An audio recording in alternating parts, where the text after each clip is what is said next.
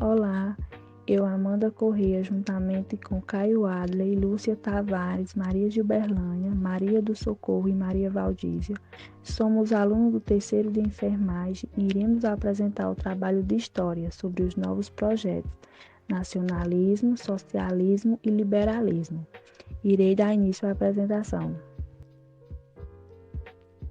O período compreendido entre o final do século XVIII e início do século XIX foi marcado pelo surgimento de novas doutrinas como o pensamento liberal e as ideias socialistas, que justificavam ou questionavam a ordem burguesa que então se estabelecia. O liberalismo econômico é uma doutrina surgida no século XVIII e o seu principal representante é o escocês Adam Smith. Para ele, o Estado não deveria interferir na economia, pois essa deveria ser feita a partir da livre iniciativa dos cidadãos, que devem ser livres para produzir e fazer comércio, sendo responsáveis por si mesmos. Cabia ao Estado somente zelar pela propriedade e pela ordem. Em sua obra A Riqueza das Nações, Smith argumentava que a divisão do trabalho era essencial para o crescimento da produção e do mercado, e que a livre concorrência forçaria o empresário a ampliar a produção, buscando novas técnicas e aumentando a qualidade de produto e baixando ao máximo os custos de produção. Por exemplo, vamos supor que os membros de uma população desejem consumir sorvete. Naquele momento, há apenas um fabricante de sorvete. A partir do instante em que todos desejam comprar o seu produto, ele pode cobrar preços muito altos. Outras pessoas na sociedade vão perceber que este fabricante está ganhando muito dinheiro, então elas decidem também entrar no negócio. Logo haverá diversos sorveteiros e todos vão querer atrair um número maior de clientes, e para isso eles vão precisar produzir o melhor sorvete e reduzir os preços para o menor possível cada vez mais. Seguindo o pensamento de Adam Smith, surgiram outros teóricos do liberalismo, dentre eles Thomas Malthus. Uma das ideias de Malthus foi a Lei dos Pobres, que foi votada pelo parlamento inglês em 1834. Por essa lei, os desempregados eram recolhidos para as casas de trabalho e lá eles ficavam em condições precárias à espera do trabalho. No início do século XIX, na Inglaterra, Ned Ludd, que trabalhava em uma indústria de têxtil, a fim de resolver os problemas da miséria social, liderou um movimento que ficou conhecido como ludita ou ludismo. Nesse movimento, os ludistas quebravam as máquinas como forma de protesto, causando grandes prejuízos aos donos das indústrias. Porém, essa iniciativa foi reprimida com a pena de morte. Olá, me chamo Valdir e vou dar continuidade ao trabalho, trazendo um pouco para vocês o socialismo. Bem, o que foi o socialismo? Foi um movimento que surgiu por volta do ano de 1864. Então, com a reação aos efeitos das crises sociais relacionadas à Revolução Industrial, surgiram correntes de pensamento, que foram elas o socialismo e o anarquismo. O socialismo, ele acreditava que seria conquistado por meio de reformas e sentimentos de fraternidade. Ao passar que Marx e Engels suponham ter encontrado as leis, reagiram à história. Esse foi considerada a mais importante obra do socialismo. Caracteriza a exploração dos operários, fator imprescindível para a acumulação de capital e pela burguesia. Resumindo tudo, a ditadura do proletariado seria o responsável pelo controle do Estado e pela socialização dos meios de produção, para eliminar a propriedade privada. Quais foram os principais pensadores? Karl Marx, Friedrich Engels, Said Simon, Robert Way e Charles Frost. Olá, eu sou o aluno Caio e vou dar continuidade à apresentação. Eu vou falar um pouco sobre o anarquismo. O anarquismo foi outra corrente ideológica política que surgiu no século XIX e teve como seu precursor Pierre-Joseph Proudhon, que inspirou Mikhail Bakunin, que é outro nome muito importante do anarquismo, e eu vou falar um pouco dele mais pra frente, certo? Essa linha de pensamento propunha que a sociedade existe de forma independente e antagônica ao Estado. Ou seja, ela não necessitaria do Estado para poder funcionar, sendo este considerado dispensável à formação de uma sociedade humana.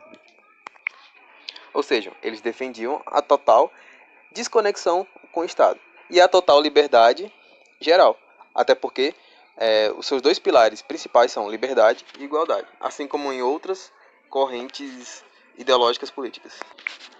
Ela propunha uma sociedade sem classes, sem exploração, uma sociedade de homens livres e iguais, onde o Estado deveria ser destruído e substituído por uma república de pequenos proprietários, um grupo pequeno que tomaria as decisões para todas as outras pessoas da sociedade, da comunidade, aliás. A proposta de Proudhon inspira o Mikhail Bakunin, que se tornou líder do anarquismo terrorista, que para ele a violência era a única forma de alcançar uma sociedade sem Estado e livre de desigualdades, um novo mundo de felicidade e liberdade para os trabalhadores. O anarquismo, que também foi conhecido como comunismo libertário, e o marxismo coincidem quanto ao objetivo final, que é implantar o comunismo. Só que a diferença é que o anarquismo, ele, o comunismo deveria ser instalado imediatamente. Já para os marxistas, eles precisariam primeiro de uma fase intermediária socialista, sob controle da ditadura do proletariado. O nacionalismo é visto como um fenômeno que surgiu em plena era das revoluções. Ele é usado para descrever os sentimentos e o orgulho em pertencer a uma determinada nação. Sendo assim, o nacionalismo representa a ideia de que o indivíduo deve exaltar o Estado a qual ele pertence. O nacionalismo surgiu no século XVIII, após a Revolução Francesa, quando Napoleão Bonaparte conquistou metade da Europa em meio às afirmações dos Estados-nações. O movimento surgiu sob a influência das monarquias absolutas, como uma necessidade de fortalecer as ideias individuais do país. Principais características: a partir do século XIX, o nacionalismo passou a reunir um conjunto de ideias, sentimentos e atitudes no campo político. O cidadão comum passou a lutar por seu país como um corpo nacional único, surgimento de uma Constituição mais participativa e democrática, mistura das ideias nacionalistas com teorias racistas, o que fez surgir movimentos extremistas como o nazismo e fascismo, principalmente na Alemanha e Itália. Até o século XIX, a Península Itálica estava fragmentada em vários reinos e ducados, alguns dominados pelo Império Austríaco. Os grupos que viveram naquele território deu início a esse movimento para a unificação, despertado principalmente pelas divisões territoriais impostas pelo Congresso de Viena. Com o tempo, esse movimento de unificação foi enfraquecido e volta a ganhar força na década de 1860. Nos anos de 1859 e 1860, os camisas vermelhas que já haviam conquistado Parma, Módena, Toscana e parte dos estados pontifícios libertaram a Sicília e o sul da Itália, governados por Francisco II, monarca absolutista do ramo espanhol. Entretanto, eram os monarquistas liberais e burgueses que lideravam os movimentos de libertação do restante da Península Itálica. Com a ajuda da França, o Piemonte anexou vários territórios italianos ao norte, depois anexou a Veneza. A partir das incursões italianas contra os estados pontifícios, a França retira seu apoio, passando a defender o papado. Em 1870, as forças da unificação invadiram Roma, declarada capital italiana. Em janeiro de 1871, Vítor Emanuel II transferiu-se para Roma, completando o processo unificador. O Tratado de Latrão acabou dando fim a essa questão romana, criando o Estado do Vaticano. Mesmo com a unificação italiana, algumas questões ficaram pendentes, como a das províncias setentrionais do Tirol, Trentino e Istria, de população predominantemente italiana e sob domínio dos austríacos. Essas regiões não libertadas eram reivindicadas pela Itália, levando os italianos a entrar na Primeira Guerra Mundial para lutar contra a Áustria.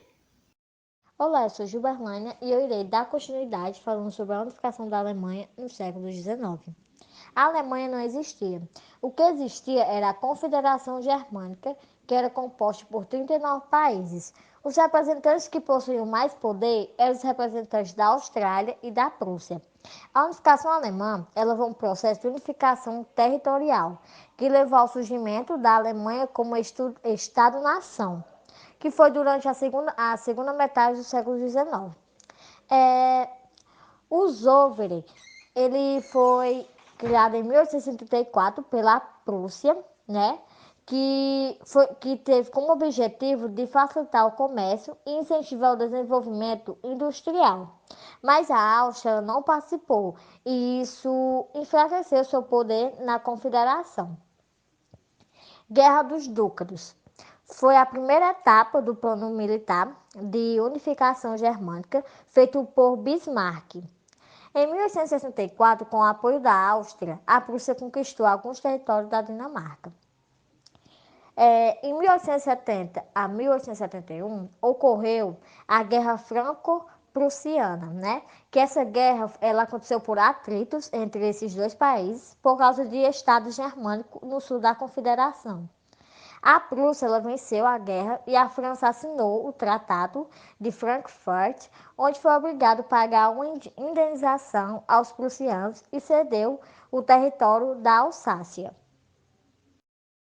Bom dia, me chamo Lúcia e vou explicar sobre as lutas trabalhistas e as internacionais operárias. Durante o século XIX, o movimento operário europeu teve períodos de ascensão e de refluxo. A partir de tudo o que vinha acontecendo, as lutas trabalhistas começaram a se desenvolver no cartismo, um movimento que exigia melhores condições para os trabalhadores na indústria. Esse movimento tem sua origem na carta chamada Carta do Povo. Nela estavam registradas todas as reivindicações que os participantes desejavam ver implementadas, que são elas: voto universal, igualdade dos direitos eleitorais, voto secreto por meio da cédula, eleição anual, pagamento aos membros do parlamento e abolição da qualificação segundo as posses para a participação do parlamento. Porém, apesar de apresentar melhor união e organização comparada a movimentos anteriores, a Carta do Povo não foi ratificada pelo parlamento inglês, que rejeitou todas as petições dos cartistas. Com o fim do movimento, foram criadas leis trabalhistas no intuito de combater a exploração da força de trabalho. E em 1864, o movimento operário voltou a ganhar forças quando a Associação Internacional dos Trabalhadores, também conhecida como Primeira Internacional Operária, foi fundada em Londres, porém a própria associação foi dissolvida devido à divisão entre os trabalhadores. Numa nova investida trabalhista foi fundada a Segunda Internacional Operária, com o sentido mais reformista e menos revolucionário, mas a União dos Trabalhadores também foi breve. No início do século XX, marxistas revolucionários liderados pelo russo Vladimir Lenin e pela polonesa Rosa Luxemburgo opuseram-se aos moderados, sepultando a Segunda Internacional.